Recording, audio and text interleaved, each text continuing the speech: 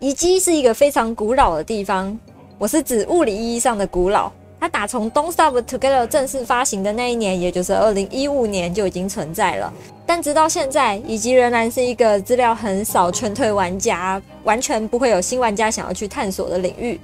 所以今天这一集呢，我就要带大家来详细的了解遗迹。要进遗迹呢，很重要的就是我们要先认知到哪些东西对我们有帮助，哪些东西是我们需要的，哪些东西又会给我们带来危险。在地底地形大解析的那部影片，我有说过，我们要进到遗迹里面，一定会先经过一块苔藓区，上面密密麻麻的长着很多的苔藓。而苔藓这个东西呢，它可以摘下来直接吃，或放进锅子里，是1的蔬菜系数。直接吃的时候，它可以给我们回复 12.5 的饱食度，3滴血，但是会扣5的理智。对不带锅子进遗迹的人来说，它是很好的充饥品。料理的部分，它可以配合清澈池塘钓出来的鳗鱼去做一个回血的鳗鱼寿司。但是如果大家要钓鳗鱼，我会更推荐大家做海陆大餐。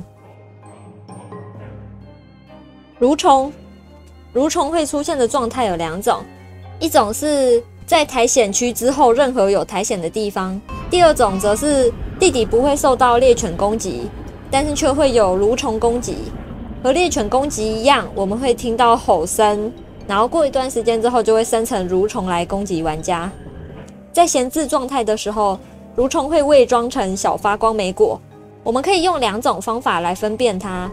第一种，在世界是干的时候，我们可以用滑鼠指标指过去，如果这颗发光莓果是干的，也就是它的字体是白色的话，那它就会是普通的小光莓。但是如果指上去的时候，它的字是湿的，也就是它的字体是蓝色的话，那它就会是蠕虫。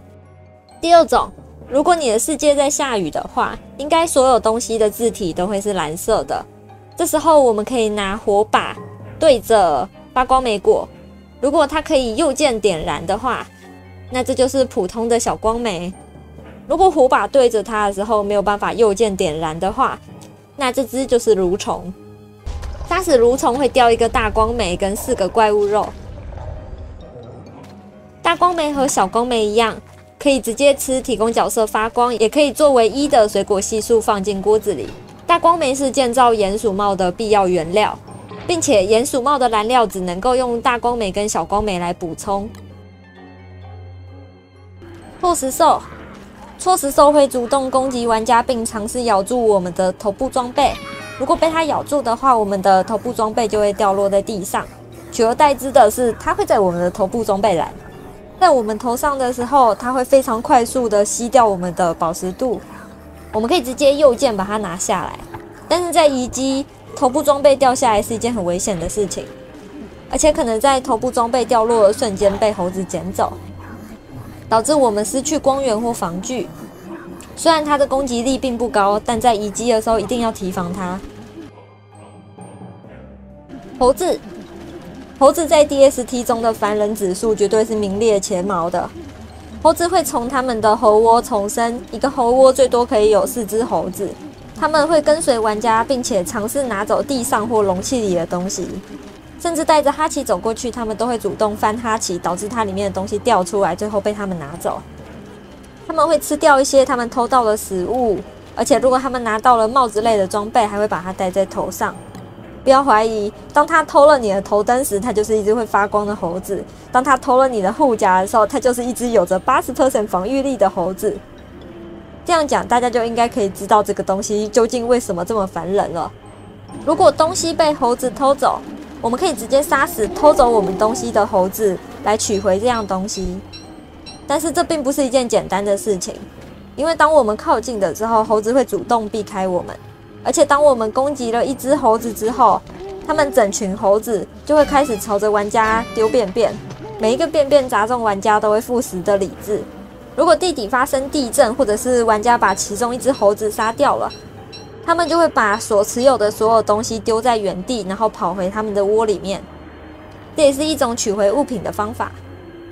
但是如果猴子不是被玩家杀掉，而是被其他生物杀掉的话，他们就不会有这个逃跑的动作。杀掉一只猴子一定会掉一个小肉跟一个香蕉，所以猴子也是在遗迹中非常好吃的食物。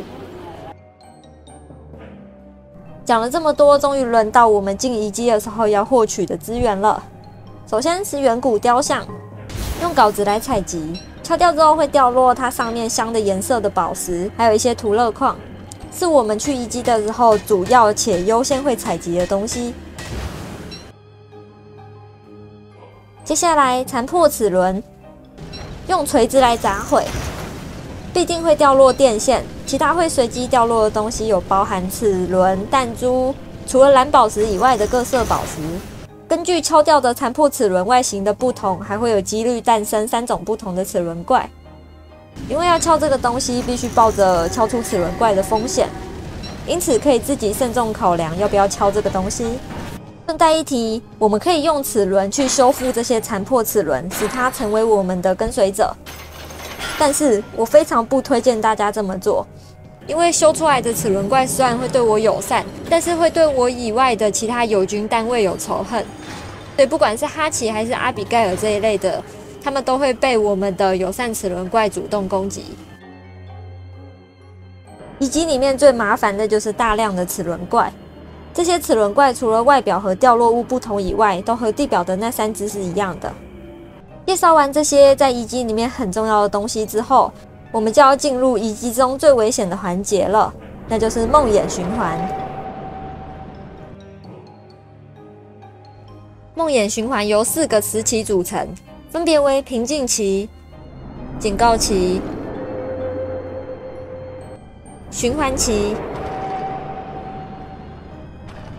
和黎明期。在黎明期结束后，回到平静期。首先，平静期是循环中最安全的阶段，梦魇灯座和梦魇裂缝都是关闭的状态，雕像也不会发光，是平常的样子。这时候的猴子是白色的，整个遗迹的色调会呈现蓝色。在看蕨叶、蠕虫、符文地板的时候，它们的蓝色色调会比较明显。警告期是快要进入梦魇阶段的警告，梦魇灯和梦魇裂缝都会微微的开启，透出小小的光亮，但是这个时候它们还不会产生影怪。远古雕像也会发出微弱的光。这时候的猴子还很正常，遗迹的整体色调呈现白色，饱和度很低。循环期，循环中最危险的时期，梦魇灯和梦魇裂缝都会打开，产生影怪，在附近徘徊，并无差别的攻击任何理智状态的人，而不再只是限于15% 以下的理智。可以采集的这些雕像会发光，并且改变动作。在这个阶段敲掉它们，会有几率产生影怪。这时候的猴子会全部转化为暗影猴，无差别攻击任何他所看到的生物，而且仇恨范围很广，很常是在你看到它之前，它就已经先看到你了。整个遗迹的饱和度都会变高，蕨叶、蠕虫、符文地板这些东西都会发出红色的图案。黎明期，循环即将结束，但是有些东西还没有完全消失。这时候的梦魇灯跟梦魇裂缝会回到警告期的状态，一部分的影怪会优先消失，但是还是会留下1-2只徘徊。远古雕像也会回到警告期时的样子，这时候的猴子仍然是暗影猴，整体色调都和警告期一致。在进入遗迹之后，分辨这些症状，确认现在是什么时期，可以有效的帮我们避开危险。在警告期或者是循环期的时候，就要避免去靠近大量灯座的地方或者是猴子区。好了，接下来我们可以进到遗迹地形的部分了。在地底地形大解析那部影片，我曾经说过，遗迹主要可以分成3个部分：必生圣地、军事区和额外军事区，其中2个必定生成，另外1个则不一定生成。我们先从一定会生成的说起。圣地，圣地会由好几个方形的区域组成，中间可能会用岩石路去连接。可能生成的方形区域一共有4种，分别是遗迹家具区块，上面会有零散的遗迹家具和5根遗迹柱子，同时这也是圣地入口的样子。双战车区块，这个区块的形状看起来像是一个亚字形，上面一定会有2个战车和1个主教，还有很多的残破齿轮。在经过这个区块的时候会比较危险。破损祭坛区域，有2个远古雕像、2个梦魇灯座、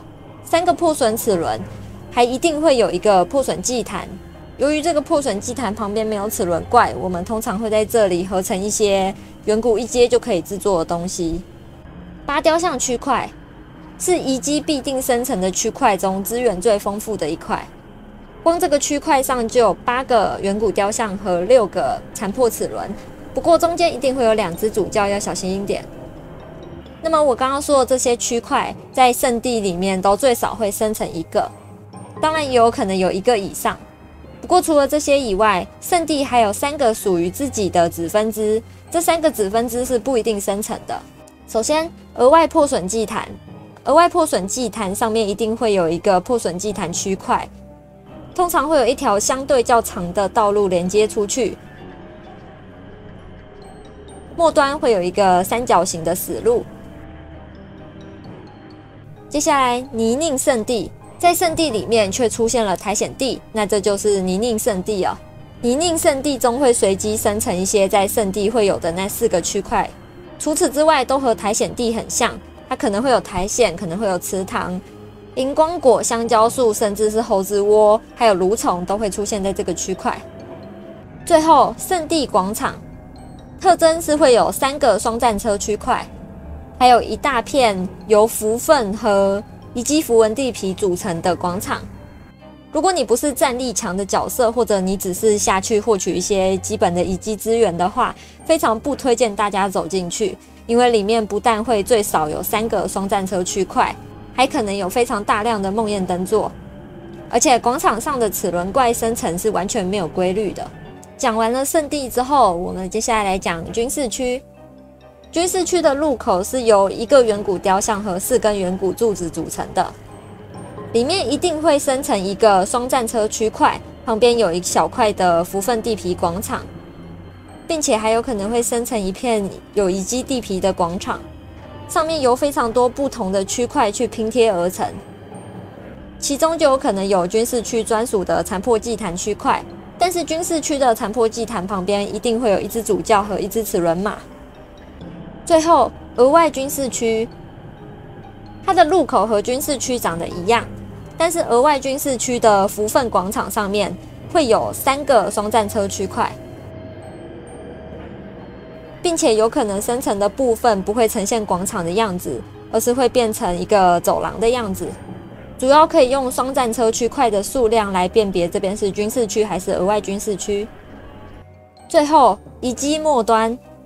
遗迹末端可能会生成在圣地军事或是额外军事区里面，所以如果要找遗迹末端的东西的话，我们可能还是会需要把上面那3个地方都探完。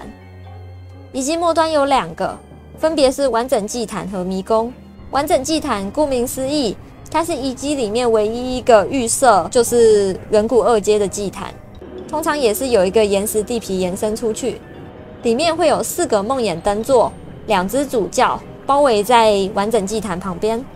在完整祭坛旁边一定会有一个箱子，后面也一样会有一个三角形的死路。迷宫的入口会有一小块类似苔藓地的地方，中间会有一条遗迹符文地皮。迷宫里面会遍布白蜘蛛草，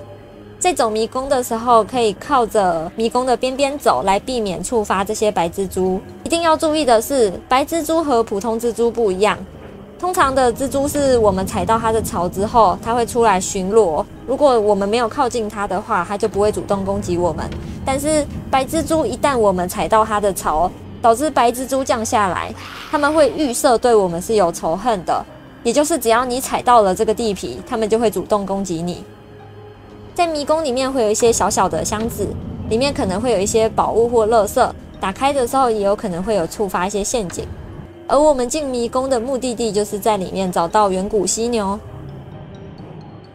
看到这边，大家可能会很疑惑，到底是什么让我们非得要千辛万苦进到这么危险的遗迹来获得？但是这一集的影片时间真的已经超乎我的预期了，所以我们把遗迹科技和它能够制作出来的战利品放到下一集再讲吧。遗迹的资料真的让我们非常的苦手，也花了非常多的时间。如果你愿意支持我们继续制作这种类型的影片的话，可以加入会员，让我们可以继续制作这种让人头很痛的东西。那么今天这集就到这边结束，感谢各位，马丹呢。